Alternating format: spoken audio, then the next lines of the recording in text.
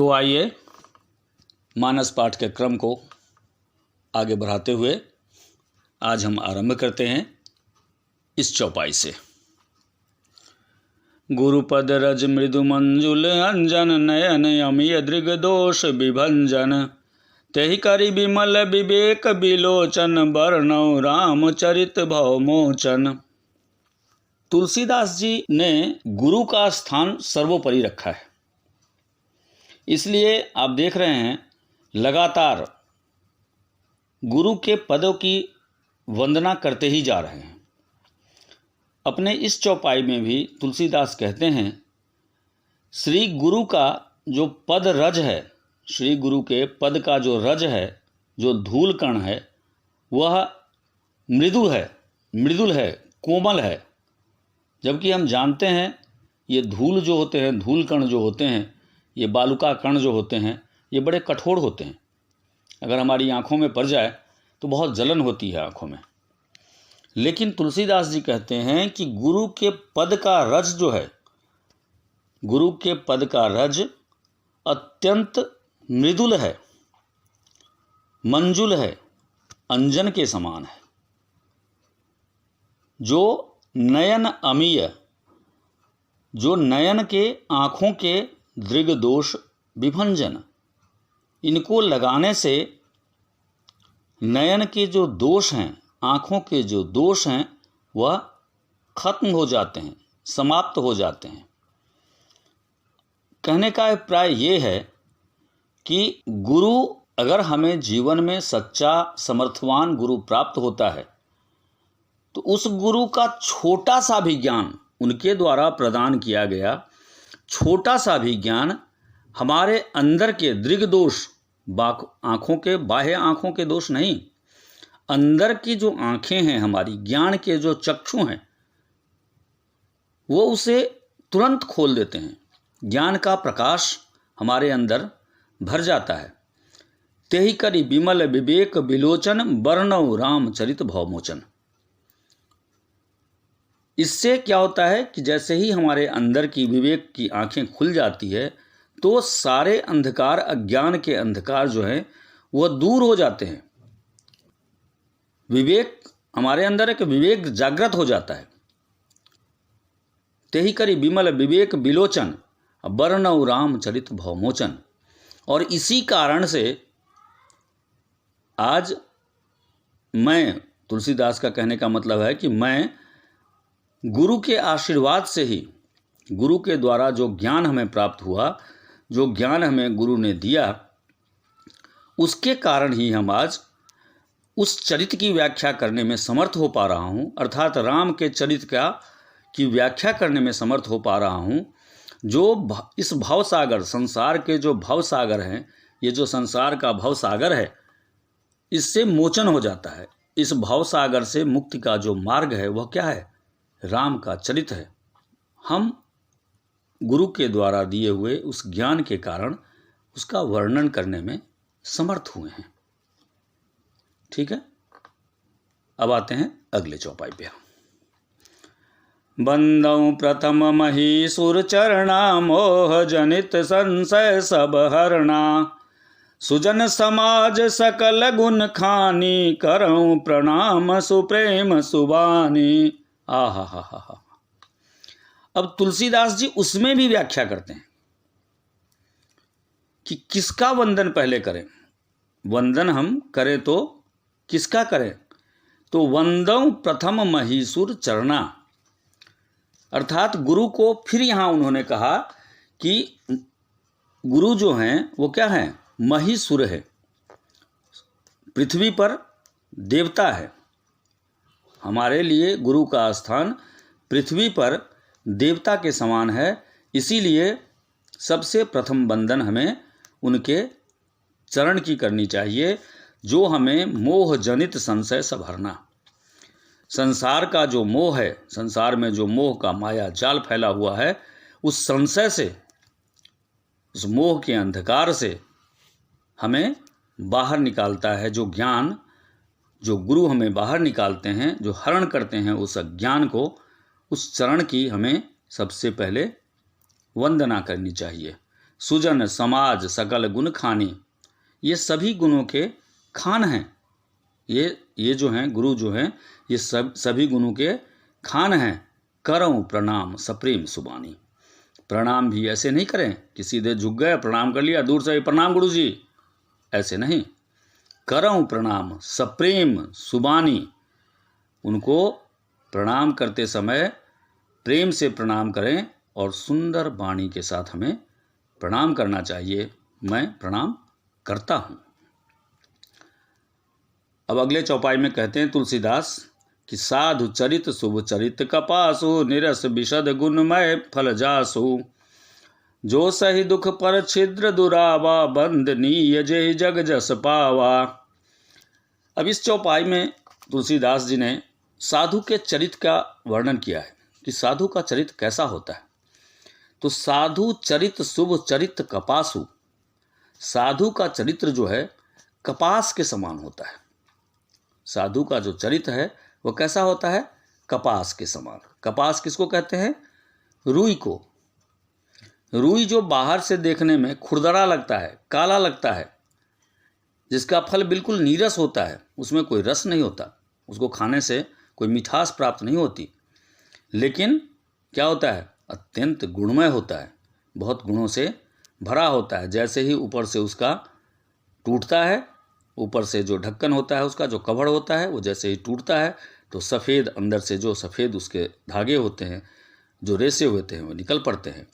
निरस विशद गुणमय फल जासु। निरस तो होते हैं, विशद भी होते हैं, लेकिन इनके फल गुणमय होते हैं, गुणों से भरे हुए होते हैं। जो सही दुख पर छिद्र दुरावा। आपने देखा है, निरंतर देखते हैं घरों में, मशीनों को चलते हुए देखते हैं, सुई से धागे से सीते हुए किसी वस्त्र को देखा है आपने।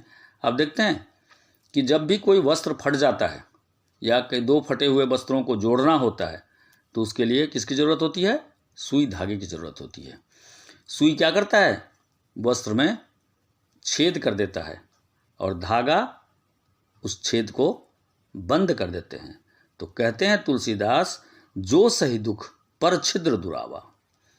जो दुख को सहकर दूसरे के छिद्र को, दूसरे के बनाए हुए छिद्र को, अर्थात दूसरे के द्वारा उत्पन्न किए गए दुखों को, परेशानियों को अपने से, खुद से दूर करते हैं।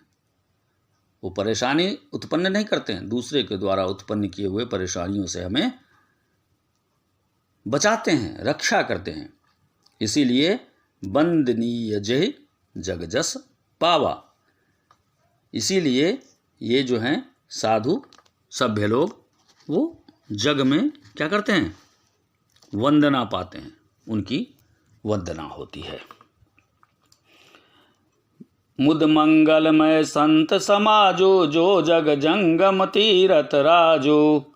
राम भक्ति जहाँ सुर सरिधारा, सरसय ब्रह्म विचार प्रचारा। मुद मंगलमय संत समाजो। संत का जो समाज होता है, जो संत होते हैं, जो सभ्य होते हैं, जो सुसंस्कृत होते हैं, जहाँ ईश्वर की आराधना होती है, वह क्या है? मृदु मंगलमय संत समाजो। ये आनंद उत्पन्न करते हैं, ये कल्याणमय हैं, जिससे कल्याण होता है, मंगल होता है। जो जग जंगम तीरथ राजू। ये जो कीर्तन करने वाले लोग हैं, ये जो संत के समाज हैं, घूमते रहते हैं समाज में इधर से उधर, ये चलते फिरते तीर्थ हैं। ये चलते फिरते तीर्थ है। जैसे हम कहीं गंगा स्नान के लिए जाते हैं या किसी देवी देवता का दर्शन करने के लिए उनके स्थान पर जाते हैं, तो वो सारे तीर्थ समझिए कि जो जग जंगम तीर्थ राजो, ये चलते फिरते तीर्थ स्थान हैं। राम भक्ति जहाँ सुरसई धारा। राम भक्ति जहाँ सुरसई धारा। और इसमें भी जहाँ पर राम की भक्ति होती है, जहाँ पर राम की भक्ति का ज्ञान की धारा बहती है ना, अर्थात राम का गुणगान होता है, मानस का पाठ होता है, राम नाम होता है, राम की चर्चा होती है, वह क्या है? यह सुरसरी के धारा के समान है। सुरसरी किसको कहते हैं? सुरसरी गंगा को कहते हैं, है ना। सरी तो अनेक सारे हैं, नदियाँ बहुत सारी हैं, लेकिन सुरसरी जो है सारी नदियों में जो श्रेष्ठ नदी है वह कौन सी है? गंगा है। तो राम भक्ति कैसा है? ऐसे ही है जैसे सुरसर की धारा हो, जैसे गंगा की धारा है जहाँ पर सारी चीज़ें जाके पवित्र हो जाती है। सरसई ब्रह्म विचार प्रसारा, और ये ब्रह्म का प्रचार करने वाले सरस्वती के समान हैं। ठीक है, ये सरस्वती जी हैं, ज्ञान के केंद्र हैं जहाँ पर इस तरह के भक्ति का आयोजन होता है।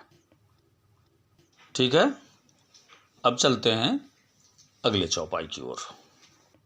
विधि निषेधमय कलिमल हरणी, करम कथा रविनंदन भरणी, हरिहर कथा विराजति बेनी, सुनत सकल मृदु मंगल देनी।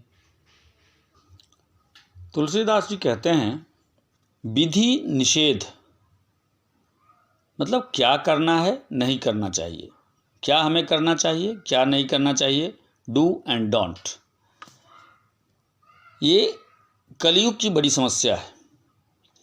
तो ये जो हमारे कर्मों की जो कथा है, बस इन्हीं दो चीज़ों पर हमेशा निर्भर करती है कि हमें क्या करना चाहिए और क्या नहीं करना चाहिए, कौन सा कर्म सुकर्म है और कौन सा कर्म कुकर्म है, कौन सा कर्म अच्छा है, कौन सा कर्म बुरा है।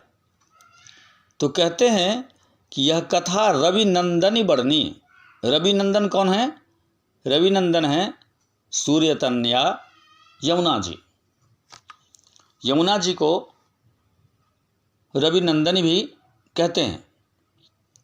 और हरिहर कथा विराजति बेनी। हरि मतलब नारायण, हर मतलब महादेव। तो यमुना जी भगवान विष्णु और शंकर जी की कथाएं यह त्रिवेणी स्वरूप हैं। कलयुग में यह कथाएं जो हैं यह त्रिवेणी के स्वरूप में हैं। ये सुशोभित होती हैं जो आनंद सुनत सकल मृदु मंगल देनी। जिसके सुनने से हमें क्या प्राप्त होता है? मृदु मंगल देनी। यह मंगल प्रदान करती है, मंगल देती है। ठीक है, अब आते हैं अगले चौपाई में। बटु विश्वास अचल निज धर्मा, तीरथ राज समाज सुकर्मा, सबहि सुलभ सब दिन सब देसा, सेवत सादर समन कलेसा। अब इस पंक्ति में कहते हैं तुलसीदास कि बटु विश्वास अचल निज धर्मा। बट वृक्ष के समान। आप जानते हैं कि वृक्षों में जो श्रेष्ठ वृक्ष है वो है बट। तो हमें अपने धर्म पे बटु विश्वास अचल निज धर्मा।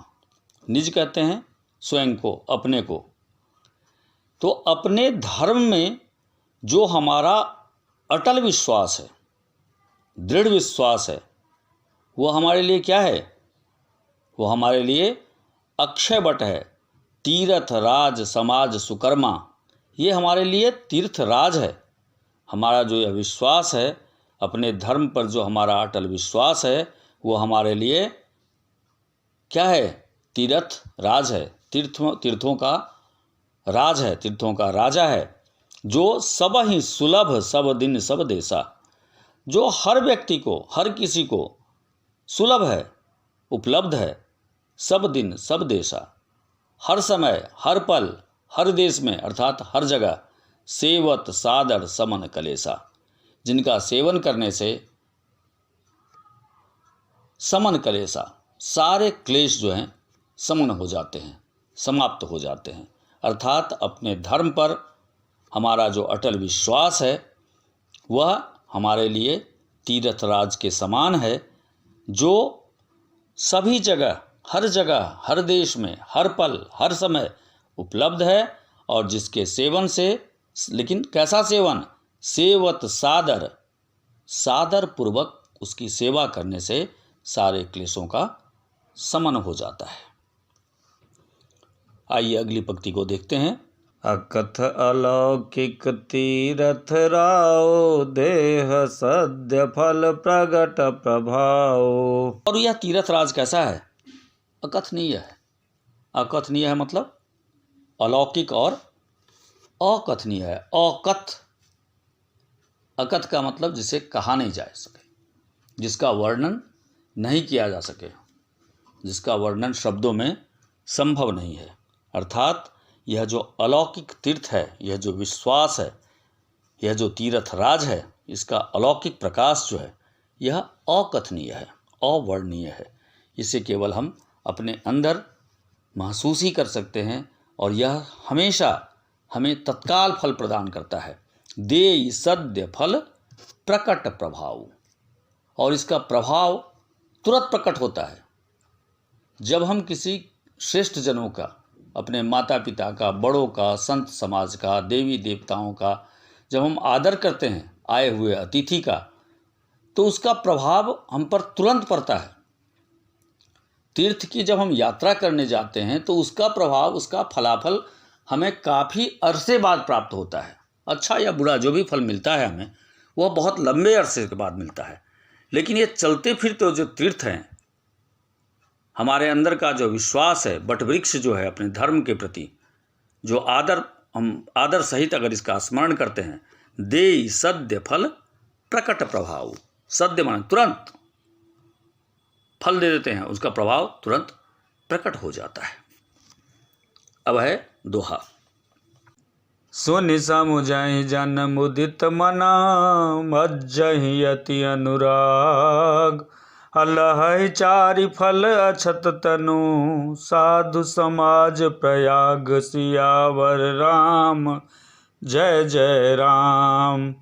मंगल भवन अमंगल हारी, द्रवहु सुदशरथ अजर बिहारी।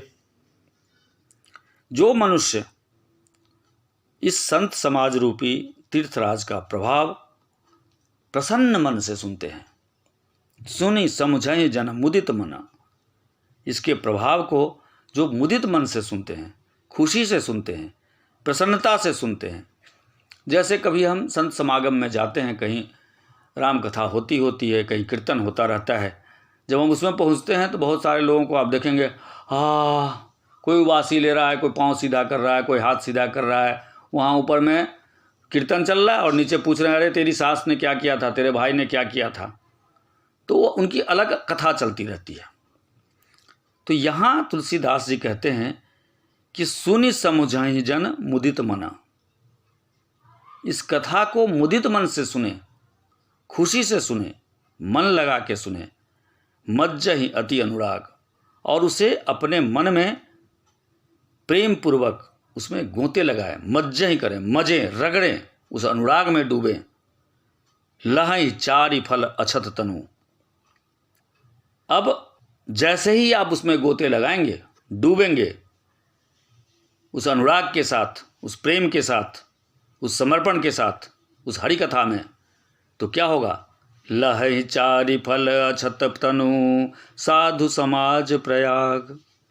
आपको चारों फल, चार ही फल तो हैं संसार में, धर्म, अर्थ, काम और मोक्ष। ये चारों फल आपको प्राप्त हो जाएंगे, प्राप्त हो जाते हैं। लेकिन उसमें शर्त यही है कि हमने उन कथाओं को, उन चीज़ों को, उन कीर्तनों को कितना मुदित मन से सुना है, कितनी गहराई से सुना है, कितनी प्रसन्नता से सुना है, कितना डूब के सुना है। आज के लिए बस इतना ही। अगले वीडियो में फिर आपसे मिलते हैं। जय हरि।